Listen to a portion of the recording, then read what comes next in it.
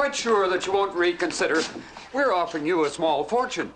Well, Mr. Murchison, it may seem strange to you, but I know what to do with that land. I wouldn't know what to do with all that money. In that case, we'll have to be satisfied with buying the adjoining properties.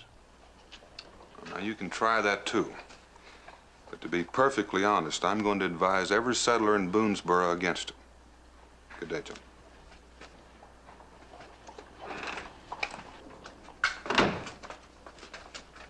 Do you realize that $1 million worth of timberland just walked through that door? Does he really have that much influence with the settlers? I'm afraid he does. They look on him as sort of a demigod, a pillar of strength, and the dispenser of the gospel. And let's get rid of him. Get rid of him? Find a way to discredit him, humiliate him, destroy the image. You destroy the man. Oh, it's been done before. Do you have a plan in mind? Matter of fact, I have. I also have a man in mind who can accomplish it. Another miss. You'll never win a medal with a name like that, Blake.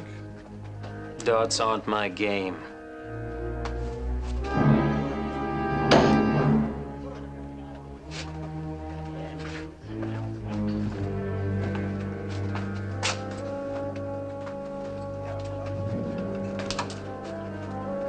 In my game, I'm still on top.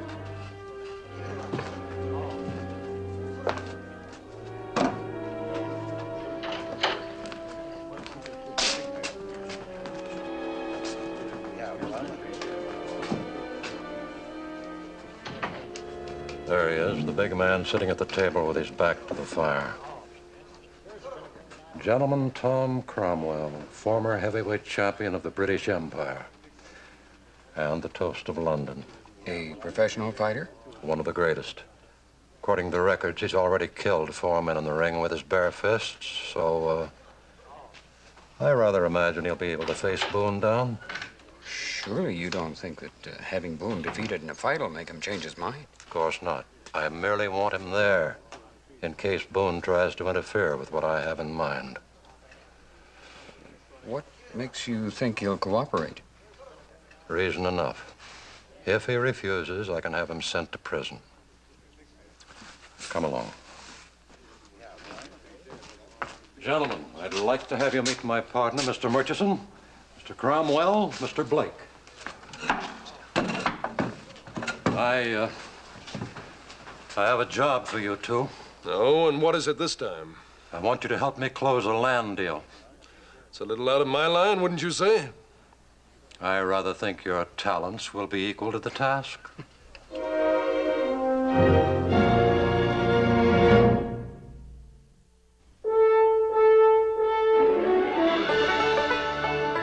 Daniel Boone, what a doer, what a dream come true, was Daniel Boone.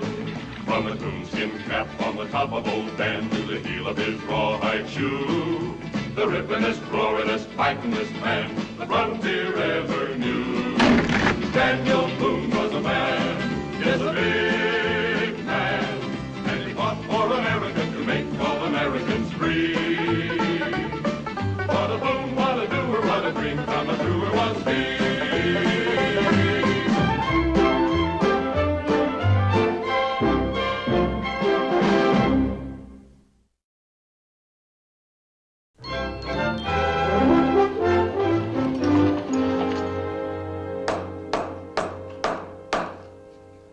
Gentlemen, it would give me great pleasure if every one of you would be my guest. Landlord, broach a keg of your finest Jamaican rum. Why, these here are real English sovereigns. I didn't know there's that much gold in all of Kentucky. There's plenty more where they came from. Well, come along, gentlemen. Haven't you got a thirst? Mister, I sure like the way you say howdy. Cincinnati's ain't opened a keg of Jamaica since way last Christmas.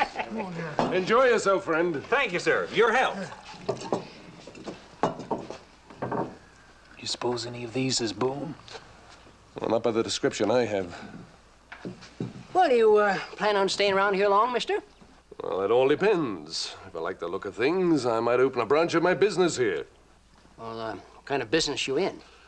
Here you are, sir, my card. Continental Fur Company. Buying or selling? I shall be buying. Well, any special kind of varmint? Well, not varmint, sir. Beaver. And I shall buy all I can lay my hands on. You buy this one, mister? Well, that's what I call service. Now, did you really catch that beautiful thing all by yourself? Well, my sister helped me a little bit. Now, don't you go bothering Mr. Cromwell now, Israel. He ain't interested in no mangy old pelt like that. On the contrary, lad. I said I was buying beaver, and that's exactly what I'm gonna do. Blake the money. Yes, sir. Right here. I've never seen so much money. There you are, lad. A bright new silver shilling. And I think you'll agree that's a fair price. Criminently. Will you buy another one if I can get him, mister? Lad, I'll bring every one you've catch. I better get out of home and tip that trap again. Well, Blake, you better take good care of this until I can make arrangements for further storage. I'll unpack the traps and the other gear while I'm about it. Well, gentlemen, I'll leave the decision up to you. Perhaps you don't like my proposition. You mean to say you're serious about buying unprimed beaver skins? Well, certainly I'm serious. You see, the condition of the fur is unimportant for my purpose. Then, mister, you better stand steady and keep your money handy. Because when word of this gets around, I reckon you're going to see more beaver than you ever thought existed.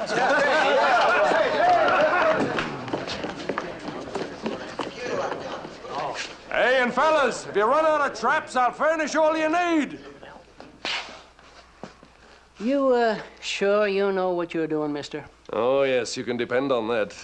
Well, then I reckon you're gonna need some space to transact your business, so, I think I can scare up a little here in the store.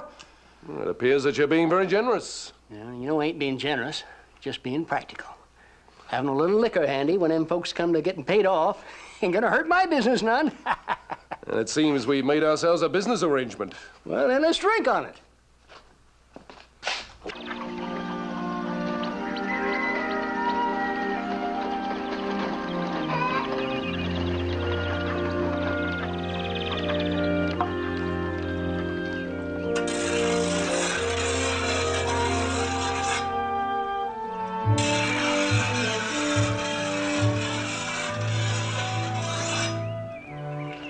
Sharp enough to suit you?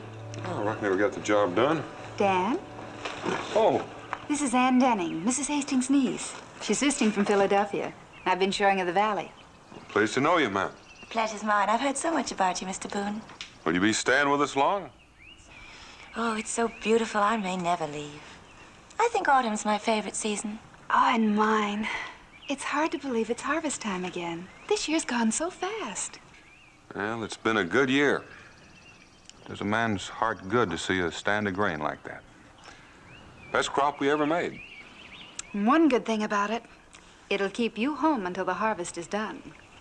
If I stay here long enough, I'm apt to become a farmer. I know how you feel, but... Pa! Pa! Look what I got! Look what I got, Pa! Israel, where did you get that money? I sold my beaver. You what? I sold my beaver. Mom and me trapped. Well, now, hold on, Israel. You know Cincinnatus wouldn't buy a pelt like that. Cincinnatus didn't buy it. The other man did. Well, what other man? The man at the fort. Said he'd buy all the beaver I could get, or anybody else. I better find Mama so I can set that trap again. That's the strangest thing I've ever heard. Now, why would anyone do a thing like that? I don't know, but I think I better find out. Oh, Mr. Boone, can I walk back with you? I'm afraid my aunt might think I'm lost. Come right along. Thank you, Rebecca. I can't think when I've had such a nice time. Nor have I. Please come back again.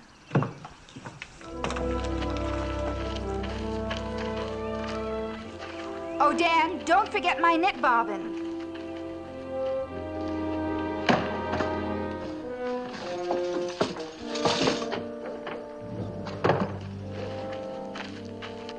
Enter Mr. Daniel Boone. You think that's him? Yes, that's him, all right. He answers the description perfectly.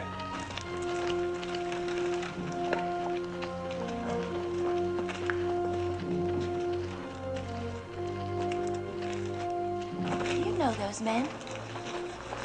No, I don't think I've ever seen him before. From the way the tall one's looking at you, he must know you. I hate to disagree with the lady, but I figure he's staring at you and not me. What a nice compliment. Thank you for letting me walk with you. I'm sure we'll meet again. Sure we will.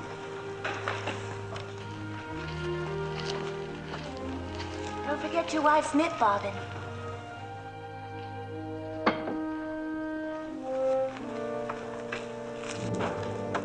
I think I'll go and introduce myself. To which one? Boone is my first concern. The woman can wait. What can I do for you this afternoon? Well, you can tell me where the knit bobbins are. And you can spread the word that the harvest will start at the Marshall place in the morning. Not unless you figure on doing it all by yourself, it won't. What do you mean by that? Well, help me with this bench here, will you? Ain't you heard? We got a booming beaver. Everybody's busy setting out a trap line. And Israel was right. Somebody really is buying summer pelts. Yeah, that's correct. I'll get you them bobbins. I'd like to meet this man. I think that can be easily arranged.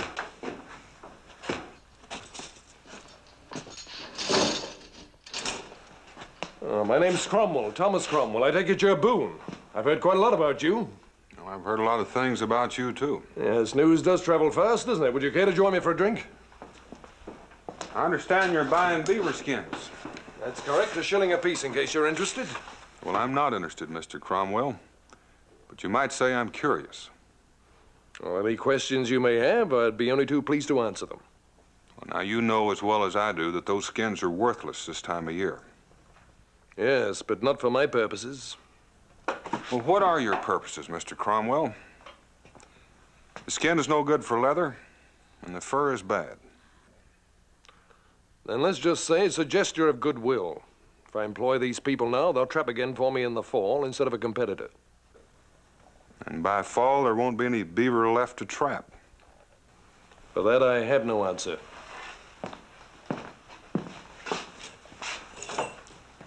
Well, I would think of one, Mr. Cromwell, because a lot of people are going to be asking questions. You are a suspicious man, aren't you, Mr. Boone? In this case, I am. And I aim to find out what you're about. Now, listen to me, Mr. Boone. I'm not interfering in your business, and I advise you not to interfere in mine. Are you threatening me, Mr. Cromwell?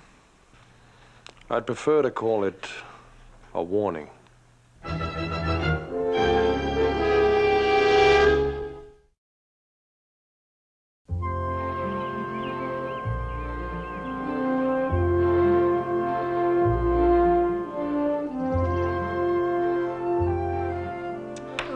Slow this way. We need more traps. You see, even if we caught a beaver a day, it would take us nearly 3 weeks to earn a gold sovereign. How many shillings in the sovereign? I told you, it takes 20.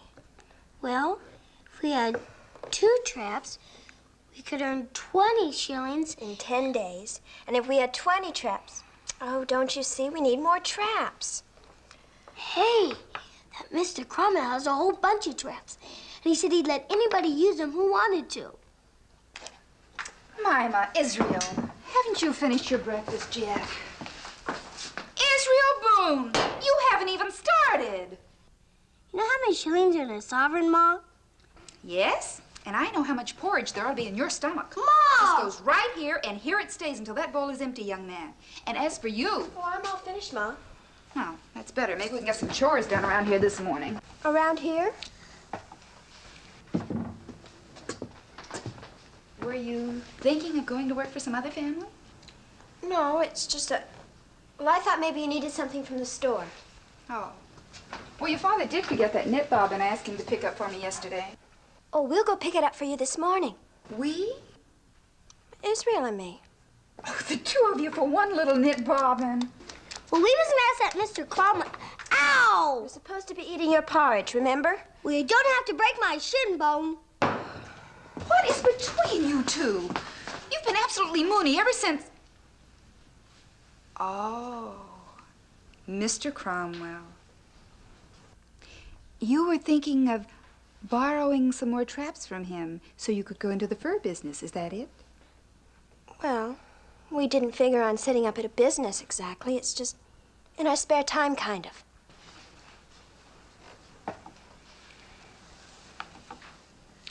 Very well. Go ahead and ask him. Gee, thanks, Mom. I'll be right back.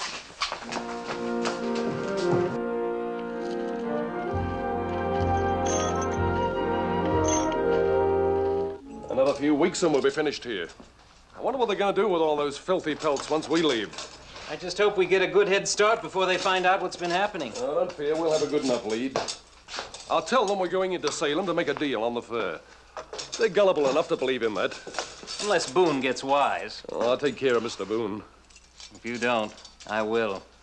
Now, you keep that knife of yours up your sleeve where it belongs. I don't want us hunted down by the law for murder. That would be nothing new for you, would it? You shouldn't have said that, Blake. Why shouldn't I? It's true, isn't it? You know I don't like that word, Blake. So don't ever use it lightly. Now, you take your hands off me.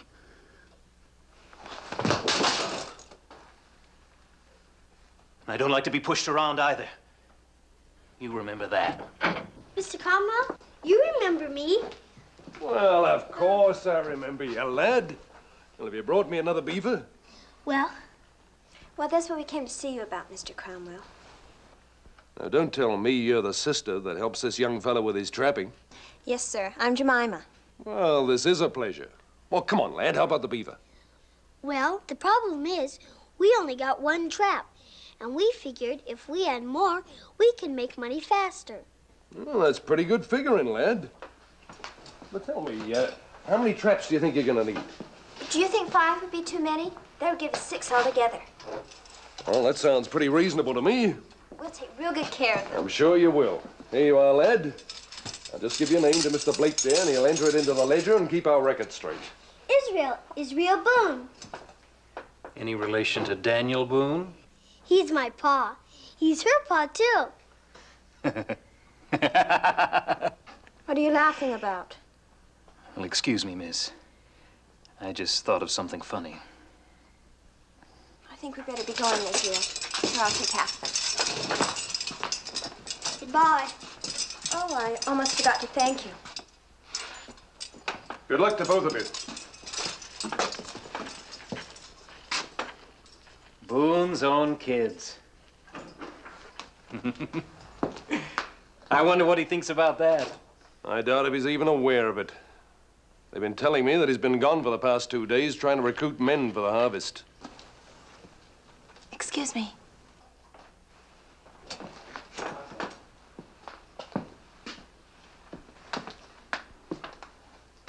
Can I be of any assistance? Oh, I'm afraid not. I was looking for Cincinnatus. I'm afraid he's busy out there in the storeroom at the moment, but can I be of any help, Mrs. Denning, Anne Denning, Mr. Cromwell. You see, I've heard about you. And, it's Miss, not Mrs. Would you care to come in and wait? Oh, thank you. I'll come back later.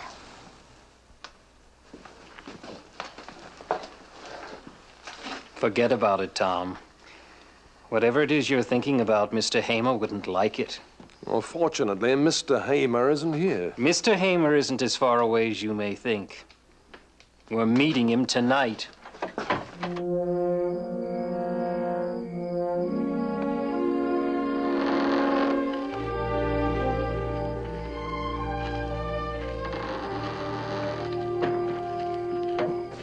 You realize, of course, that you're ruining my reputation. Judging from the way I behaved yesterday morning, you must think me a bold, brazen hussy. A mistaken first impression. Please accept my apologies. Oh, there's no need to apologize. It was quite deliberate on my part. But then I thought that a man of your background would recognize it as a trick that women sometimes use to gain attention. Of my background? Well, what I imagine your background to be. And what's that? Oh, youngest son of titled family, out to seek his fortune in a new world. That's very flattering.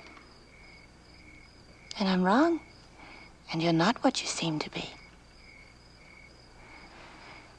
Must I go on guessing? All we've done tonight is talk about me.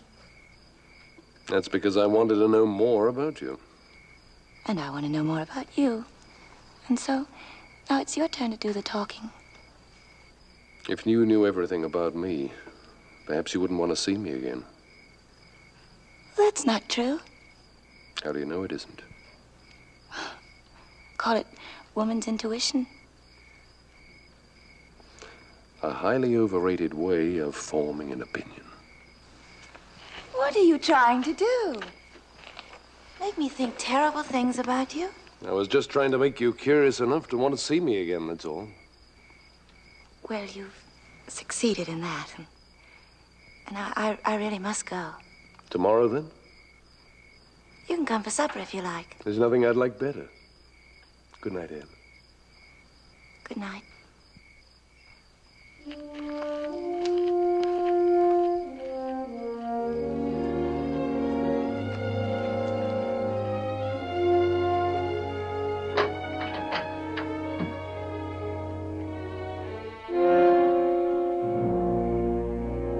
What took you so long? Oh, we couldn't leave without some sort of explanation. I suppose not, but that's unimportant now. How are things progressing? Smooth as silk, sir. Smooth as silk. They took one look at the money and swallowed our story, hook, line, and sinker. There's a few of them haven't borrowed extra traps yet, but they'll come around. You can bet there'll be no crops harvested in Boonesboro this year. My word on it. It'll be a hungry settlement before the winter's done. A hungry settlement or an empty settlement, it doesn't matter. Just as long as they'll be forced to sell. You can depend on it. What about Boone? He's away right now trying to recruit men for the harvest. The settlers are paying no attention to him. Without their help, he'll be forced to give in. Well, I want more than that. Then give me time. If I'm to kill Boone, the challenge must come from him first. That was part of our agreement. Oh, yes, of course. Well, I don't care how you accomplish it.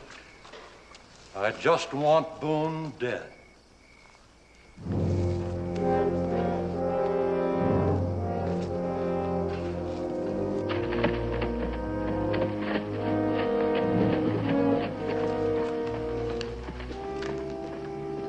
Dead he will be.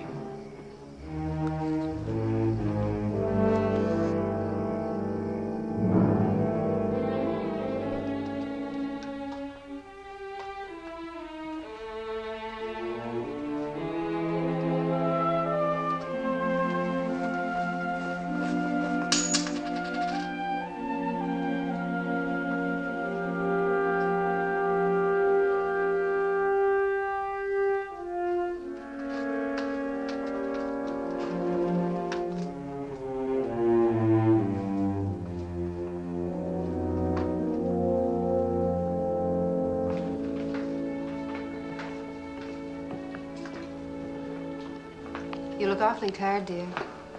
And depressed. Want to talk about it? You know, I've talked so much these last 3 days, I'm all talked out. Nobody listened. Almost nobody. Well, darling, greed's a common failing. Perhaps you expect too much of people. I suppose so. Just sudden change. I thought I knew the folks we came out here with. Thought they wanted the same thing we want. Our own land, enough room for our children when they grow up, too. But it appears that's not what they want after all. Mama, what are you doing up? Paul, I heard what you were saying. I'm sorry. I just didn't understand. I'll talk to Israel in the morning. We won't go trapping anymore. No, you're not to blame, Mama. Now, you going up to bed. All right, Paul. Good night, Ma. Good night, dear.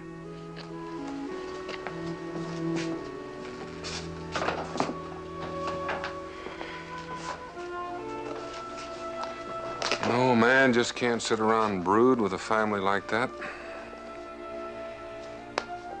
You know, I've done my best and failed. But there's no reason why I should fail you, too. So tomorrow, come sunup, we're going to start getting our crops in.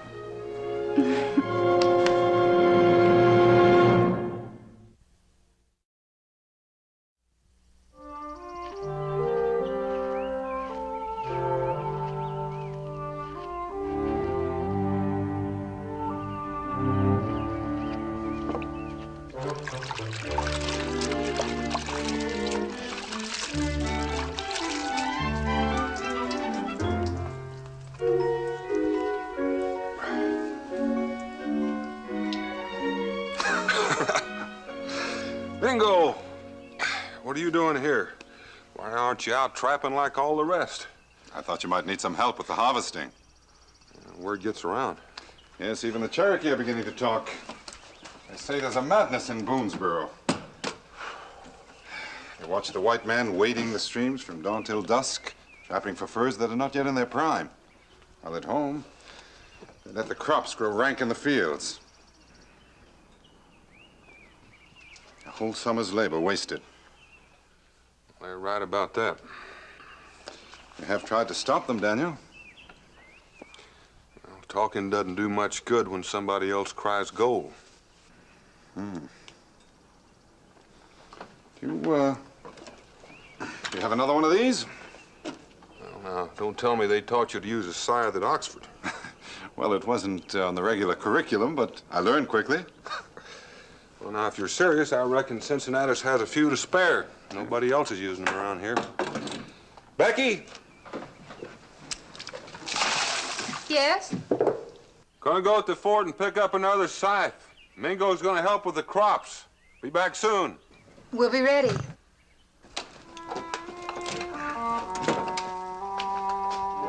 $17, $18, $19, 20 pelts. That's 20 shillings. See, there's a place in the storeroom for these, will you, Blake? Here we are. That's 1 gold sovereign, Mr. Tupper. 20 shillings. Not bad for a few days' work, huh? Oh, that's fine, just fine, Tupper. Now, we'll put that on your account, and you'll owe me a little over 4 pounds. I'll tell you what. I'll put 15 shillings on my bill, and then that'll leave me 5 shillings to buy my friends a drink. Well, I'll tell you what. We'll just put the whole thing on your bill, and your friends can go thirsty. Oh, Daniel, I ain't seen you around for a couple of days. Cincinnatus? You too, Mingo. You know Mr. Cromwell here? I haven't had the pleasure. Well, you two being from London, so to speak, I figured you might have a lot in common. Oh, so you're from London?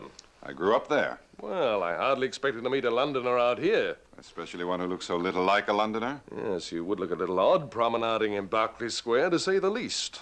I left England quite a few years ago. We must have a talk one of these days. Yes. Don't tell me you two been out trapping beaver. Oh, we've got better things to do, Tupper.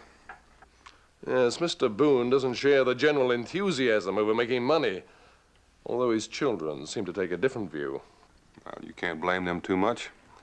They're not like Tupper here. They're too young to know better. You got some objection to my making money? It's not the money I object to. It's what's happening because of it. And what's that, may I ask? The crops are not being harvested. Well, is that true, Mr. Tupper? Are you really neglecting your farm merely to run a trap line? Me? Farm? Well, Tupper here's sowed a few wild oats in his time. That's just about as close as he's come to working the land. That's close enough.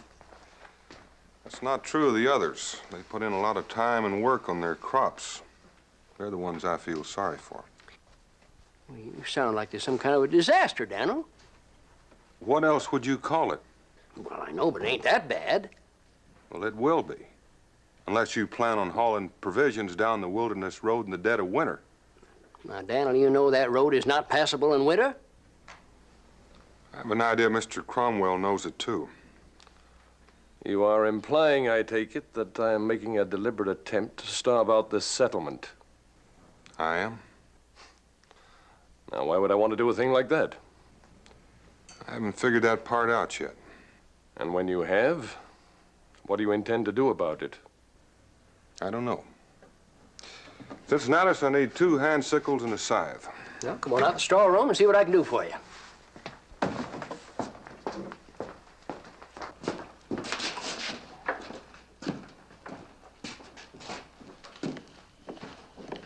It appears as though I rubbed Mr. Boone the wrong way. Don't pay him no mind, Mr. Cromwell. He don't own the settlement, even if it is named after him. Well, thank you for your vote of confidence, friend. Yeah, buy yourself a drink. Thank you, Mr. Cromwell. Your health, sir. Looks like you'll have to be the one to pick this fight. Boone isn't going to start it. Well, perhaps it won't even be necessary. Are you welshing on your bargain? I wish I could. I told you to stay away from this Denning wench. She's the cause of this. Now, listen to me, Blake. I'm going to tell you something. If you so much as mention her name again, I'm going to break your neck. Well, anyway, here's your side, Daniel. I'll get them sickles for you directly. I swear I don't know where that boy puts things. Jericho! Get in here and help me find these things. Where'd that boy leave things alone where I put them? I know his left right here, and I tell him to leave things here, but he always puts them someplace else. I'll find it. Just throw it in here someplace. All right, get over here. Watch out! Look out! Daniel, why is that man Cromwell trying to pick a fight with you? You've noticed that, too. It's quite obvious. Take my advice, Daniel. Don't fight him. Yeah, I hope I don't have to. Cromwell. It seems to me that there was a man in London named Cromwell who fought for prize. Well, this man hasn't got the marks of a fighter. If it's the same Cromwell, he was so clever that very few of his opponents were able to land a blow on him. A champion professional fighter. Yes. Champion at one of London's more interesting diversions. 2 men fight with their bare fists until only one of them is left standing. The winner receives a prize in money, but the loser frequently is left crippled or dead. So be careful, Daniel. Do what you must do, but if it comes to a fight, try to have it on your terms, not his.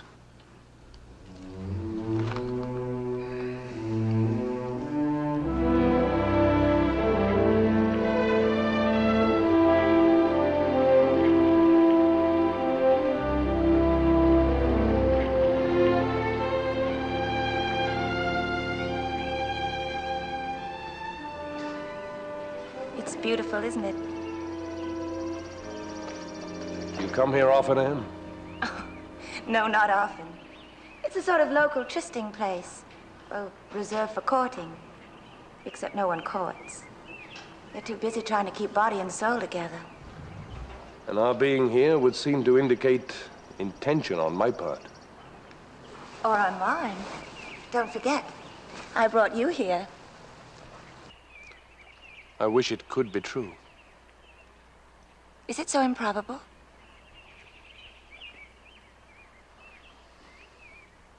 Yes, Anne, it is.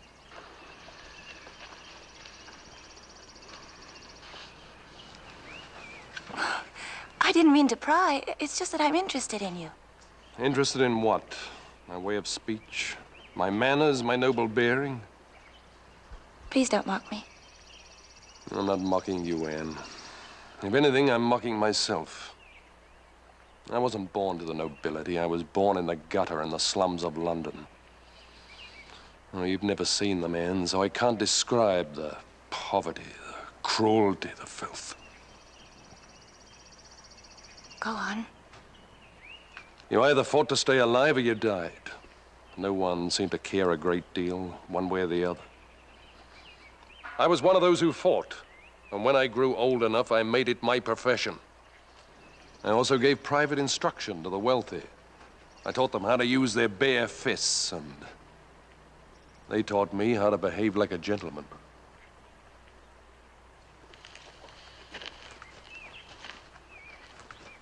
And that's what you were afraid to tell me? You couldn't choose the place where you were born. You became what circumstances made you. No, Anne. To say I fought other men for money is not sufficient.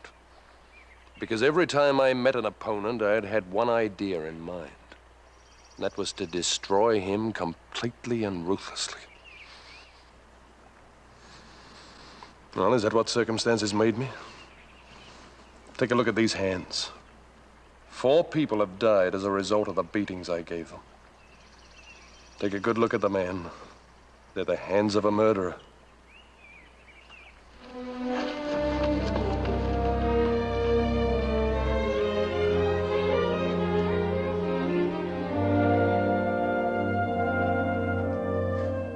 Rewards of honest toil.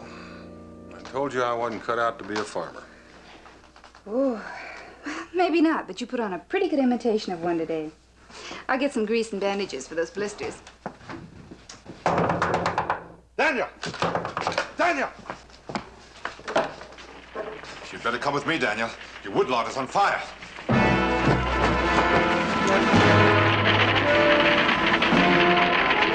Start a fire break and try to save the crop. May go get an axe.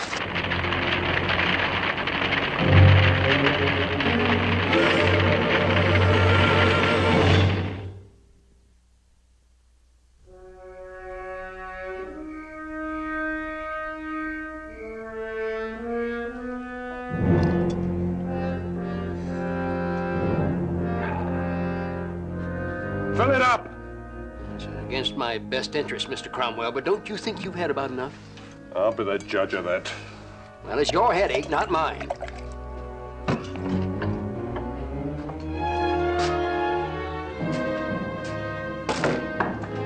Oh, Daniel. What brings you out this time of night? I want to have a talk with Mr. Cromwell here. And you better make it some other time, because right now I'm rather preoccupied. Right now we talk.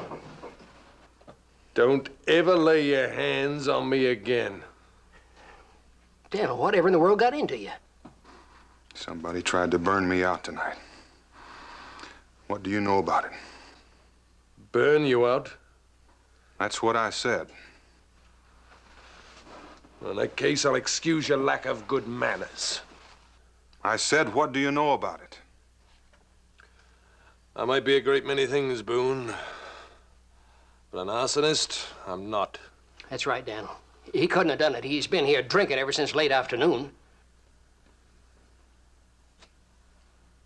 Well, in that case, I apologize, Mr. Cromwell. And now I'm going to ask you for a favor. I never thought of you as being a man who'd ask a favor of anyone. I'm not asking for myself. It's for the whole settlement. You want me to stop buying furs so that you can get your harvest in? 10 days, 2 weeks at the most. I'm sorry, my friend, I can't accommodate you. You can't, or you won't. Any way you wish. The answer's still the same. Now, it seems to me you're being just a little disobliging, Mr. Cromwell, seeing as how you ain't even shipped the pelt you got yet. Well, it ain't as though the world's coming to an end. Never mind, Cincinnatus.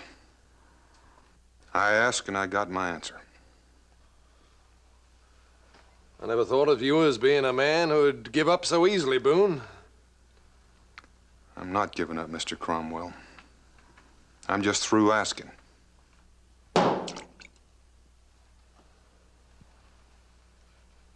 Sooner or later, it was bound to come to this. All right. When would you care to settle it? Any time, any place. Then let's say tomorrow morning at 10. Right here in your town square or whatever you call it.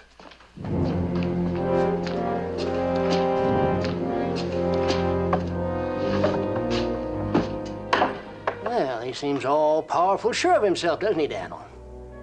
You just wonder how he's gonna feel tomorrow. Just wondering the same about me.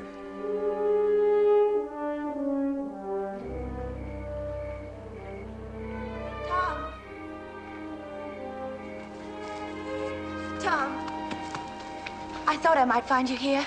What do you want? I've come to ask a favor of you. Well, so you've heard about the fight. Tom, for my sake, please don't go through with it. You don't know what you're asking. I'm asking if you care at all for me to put aside this dreadful thing. I have no choice. No choice? Is your pride so great you can't admit when you're wrong? It's not a question of being right or wrong. It's a question of going to prison. Prison? Yes, prison. There was one fight and one killing I didn't tell you about because it didn't happen in the prize ring. A man attacked me with a knife, and I had to kill him in self-defense. And unfortunately, there was only one witness. And he will never tell the truth in court. Why won't he? Because I'm too valuable. You see, I do his dirty work, like getting rid of Boone. And that's your excuse to kill another man? The only law I know is the one of self-preservation. Now, why don't you forget you ever knew me and go home? Tom. I said go home.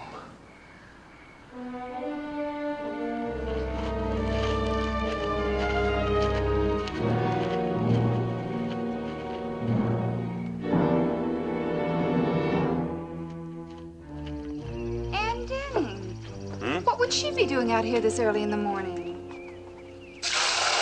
Ann, is something wrong? I heard about the fight. I wanted to warn Daniel.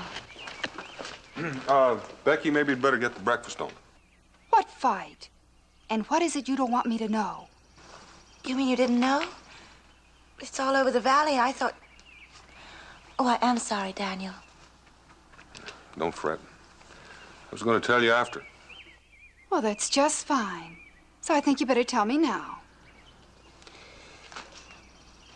Well, it seemed to be only one way to get the menfolk around here to stop trapping long enough to get the harvest in was to make Cromwell stop buying up pelts for a while. So you came to an agreement. You're going to fight to make him stop? Well, it appears to be the only way to get it done. But you mustn't fight him, Daniel. That's what I came here to tell you.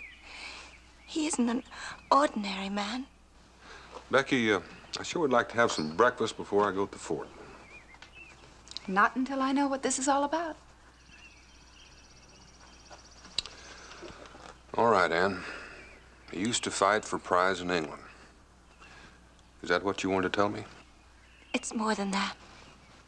He's very dangerous. He told me that he's killed men with his bare hands. Dan. Well, it isn't like I didn't know what I was up against, Becky. I'll be all right. I want to thank you for wanting to help. I don't know if I wanted to help you, Daniel, or if I wanted to keep Tom from fighting again. He means something to you? He was beginning to mean a great deal to me, and then he told me what kind of a man he was, and I thought I would never want to be near him again, and now I don't know. Why don't you stay here with Becky, Ann? She's pretty good at helping people get their feelings sorted out. You're going to go then?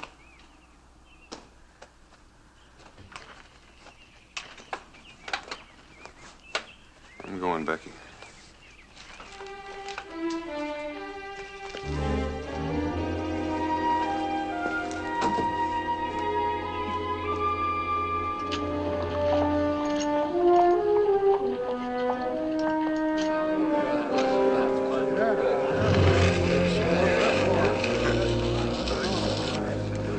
You understand the purpose of the line, I suppose?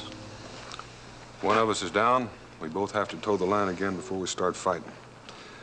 Around here, we call it coming up to scratch. Well, that's only a part of it. The rest of it is this. If you don't get back to the line by the count of 10, I win by default. And of course, I may try to prevent you from ever reaching the line.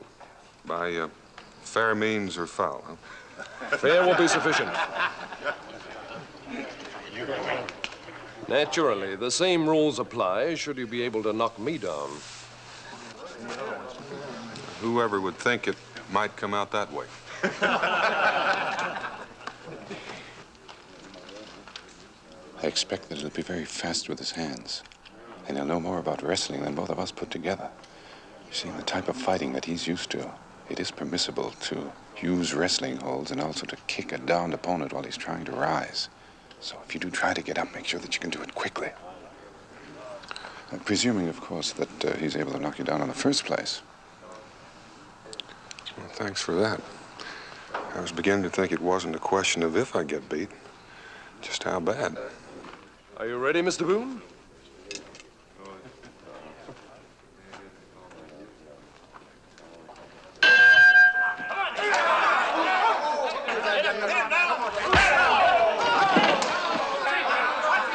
Daniel, come on, get up, get up.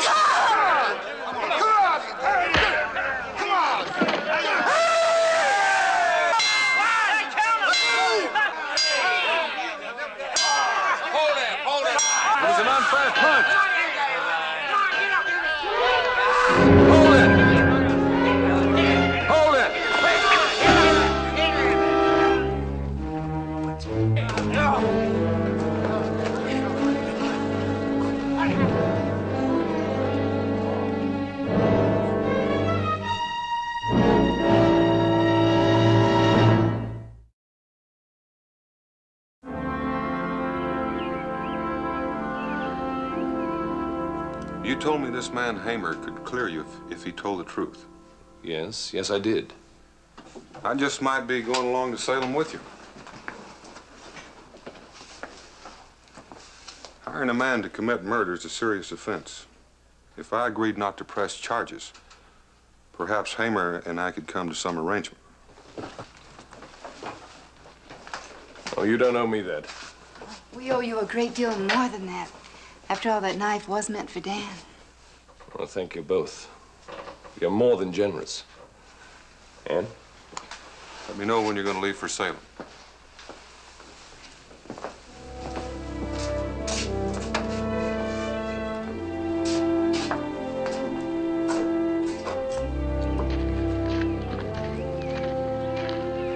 You know, I might just take you to Salem with me, and we'll stand up for him.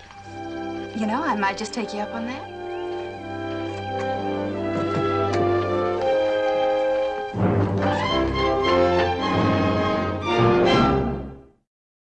Daniel Boone was a man, yes, a big man, with an eye like an eagle and as tall as a mountain was he.